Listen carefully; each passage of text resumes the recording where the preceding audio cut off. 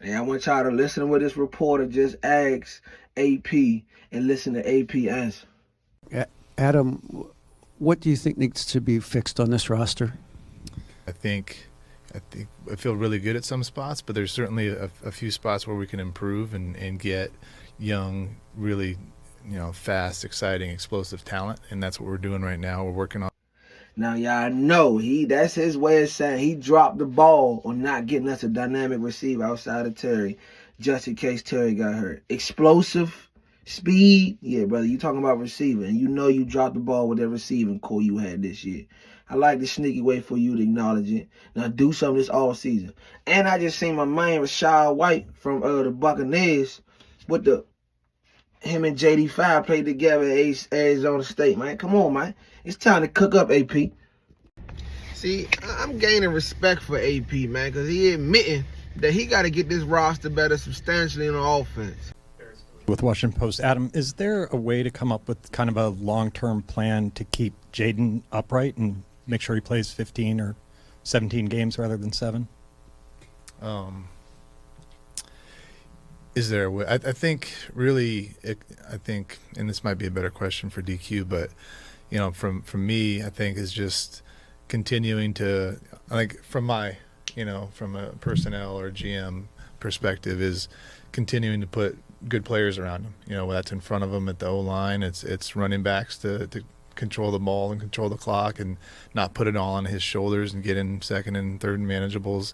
It's receivers that he can trust and throw to so that he's not holding on to the ball longer. And so from my perspective, it's just getting good players around him, getting a good defense on the other side, so he's not it's not all on his shoulders to win the game. So DQ can probably talk more schematically, but in terms of from me, I think those are the things that I can and need to do to help him out. Y'all see what he just asked. You know what this means? He know he messed up with that receiving core he put together, which I pointed out in my last video, and most of y'all saying I'm wrong. I'm not. Fast, exciting, explosive. Yeah, he talking about other positions, but dog, that's long touchdown passes because they know JD5's capability.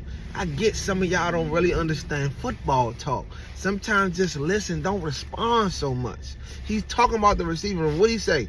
Need to get JD5 some receivers he trusts so he can get the ball out his hand and not hold on to it longer. Yeah, our receiving core last year was slow. Sometimes they were open, but dog, it's consistently. We lost a lot of one-on-one battles where they were always covered, or not always, but majority of the time they was covered because they were slow. The receiving core was bad. He know he need to update across the board at a lot of positions with speed. But dog, we know this is JD5's team. We want to make sure he's good. So getting a run game, getting better receivers around him is mandatory. And he said better defense at the end. But he know he need to focus on updating that offense, man. And let's listen to how AP handled this question about Tunzel and what he learned from the Terry situation, man. This is a great question, by the way, by the reporter. Tom Shad with the Washington Post. Adam, I had a couple questions about Laramie Tunsil, obviously one of the big offseason additions. How would you evaluate kind of the impact that he had on the team? Have you had any talks with him, early talks, about a contract extension? And did the situation with Terry kind of inform how you'll go about those potential talks? Yeah, in terms of the evaluation, I think in his impact on our team, I thought it was really outstanding, both on the field and in the locker room. He's a great leader. I don't think, and he's not really upfront about it, but he's an outstanding leader. He's an outstanding mentor to the other old linemen. He's a really good teammate, and in a lot of ways that you don't really see because he's not looking for attention, but really just it's been really, really awesome to get to know him and to see how he goes about his business. Incredibly hard worker.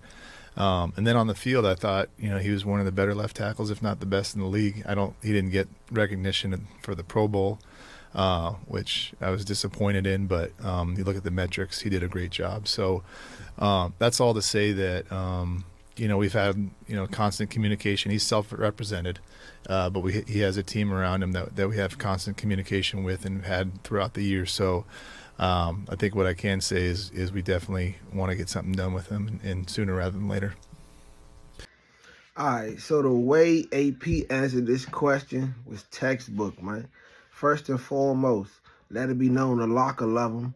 He a leader in the locker room, and he's the direction we want to go in. Second, let him know how we feel about his play, man. Like, dang, man, he should have made the Pro Bowl. He ain't just one of the best. He the best at his position. So that's letting them know and letting the media know, man, he our guy. And third, the thing he learned from the Terry situation, constant communication.